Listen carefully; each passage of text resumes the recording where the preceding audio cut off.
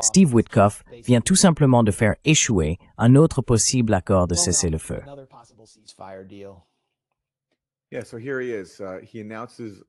Le voici donc. Il annonce cela sur Twitter. Nous avons décidé de rapatrier notre équipe de Doha pour des consultations après la dernière réponse du Hamas, qui montre clairement un manque de volonté d'aboutir à un cessez-le-feu à Gaza.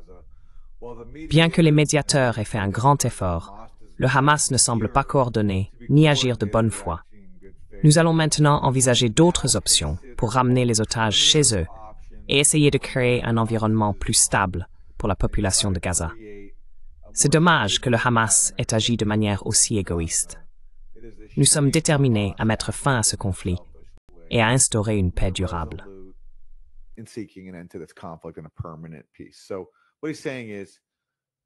Donc, ce qu'il dit, c'est qu'il n'y a aucune chance d'un accord de cessez-le-feu avec le Hamas, parce que le Hamas veut une fin permanente au génocide. Ils ne veulent pas simplement une pause, ce qui a été l'objectif israélo-américain depuis un certain temps maintenant, juste pour faire sortir les otages restants. Et c'est l'objectif brûlant, oui. Donc il soutient maintenant, essentiellement, Israël. Quand il parle d'options alternatives pour ramener les otages et créer un environnement plus stable, il parle de la solution finale, détruire toute Gaza, détruire ce qu'il en reste, parquer les gens dans des camps de concentration, à l'intérieur du camp de concentration, puis expulser autant de personnes que possible. Et aujourd'hui, Trump a en gros soutenu ce plan.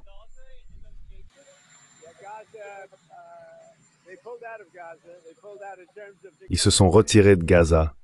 Ils se sont retirés des négociations. C'est vraiment dommage. Le Hamas ne voulait pas vraiment conclure d'accord. Je pense qu'ils veulent mourir. Et c'est très très grave. Et c'est arrivé à un point où il va falloir aller jusqu'au bout. Ils ont posé la question. N'oubliez pas, nous avons réussi à libérer beaucoup d'otages. Donc maintenant, il ne reste plus que les derniers otages et ils savent ce qui se passe une fois que vous avez récupéré les derniers otages. Et en gros, à cause de cela, ils ne voulaient vraiment pas conclure d'accord. J'ai vu ça. Donc ils se sont retirés et ils vont devoir se battre, ils vont devoir régler la situation. Il va falloir s'en débarrasser. Oui, donc se passe-t-il après? Nous devons nous débarrasser d'eux.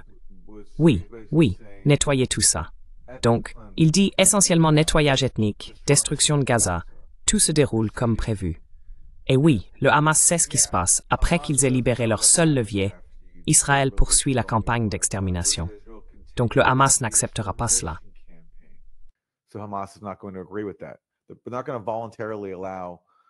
Ils ne vont pas volontairement se rendre pour ensuite voir le génocide reprendre.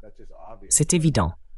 Mais comme Israël veut poursuivre le génocide, cela continuera, et la famine continuera, et Trump l'approuve.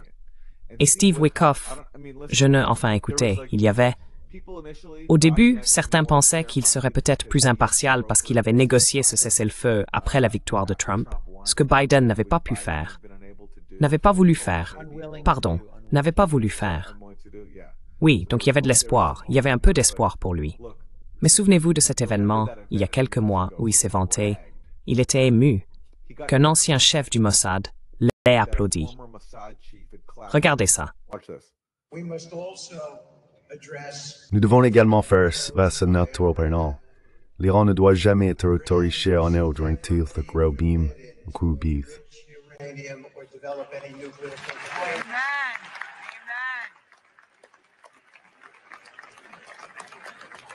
Imaginez-vous dans cette pièce.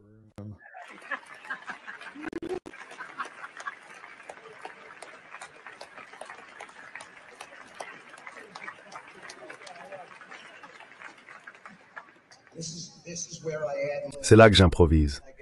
Je quitte le prompteur et je dis « J'aimerais que ma mère juive de 93 ans, originaire du Bronx, soit ici, parce que Yossi Cohen, l'ancien chef du Mossad, vient d'applaudir pour moi. » Donc c'est lui qui va servir de médiateur. Et oui, ce moment. Il assiste à une collecte de fonds pour un groupe sioniste. United Hatzalah, Oui, d'accord. avec Ellie Beer, le type qui a inventé, sans jeu de mots, l'intox des bébés cuits au four après le 7 octobre, l'une des plus grandes organisations d'arnaque.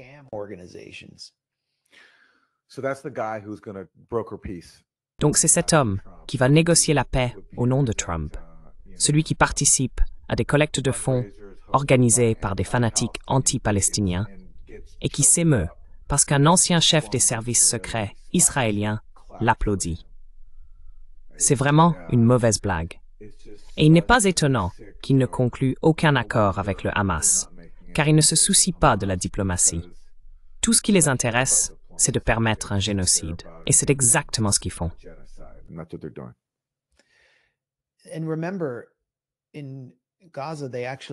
Et souvenez-vous, à Gaza, ils ont en fait appelé le 1er juin le massacre de Witkoff. Et il y a eu plusieurs massacres de Witkoff depuis. Rappelez-vous ce qui est arrivé à Don Alexander. C'était en gros le jeune Américain qui est parti se battre pour Israël. Il avait la double nationalité, je crois. Il a été sorti de force de son char où il terrorisait les Palestiniens et faisait respecter le siège contre eux par des combattants de la résistance, puis pris en otage ou capturé. C'était un prisonnier de guerre.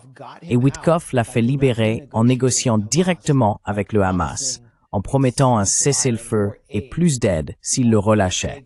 Ils l'ont relâché. Le Hamas l'a libéré de bonne foi, en espérant que Steve Witkoff tiendrait parole et instaurerait effectivement au moins une pause humanitaire, ainsi que l'entrée de l'aide.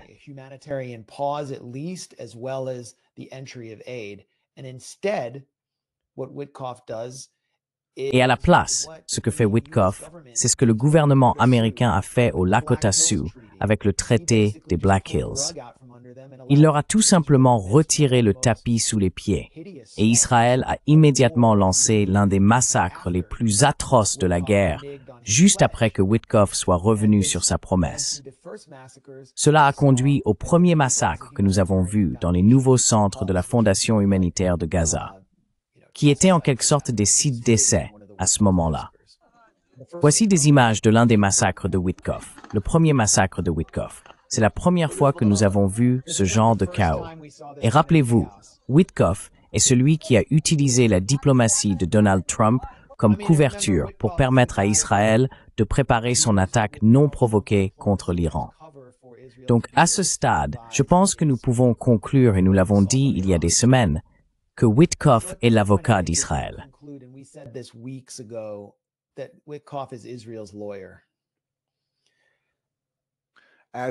Comme Anthony Blinken avant lui et toute autre personne exerçant une position de pouvoir.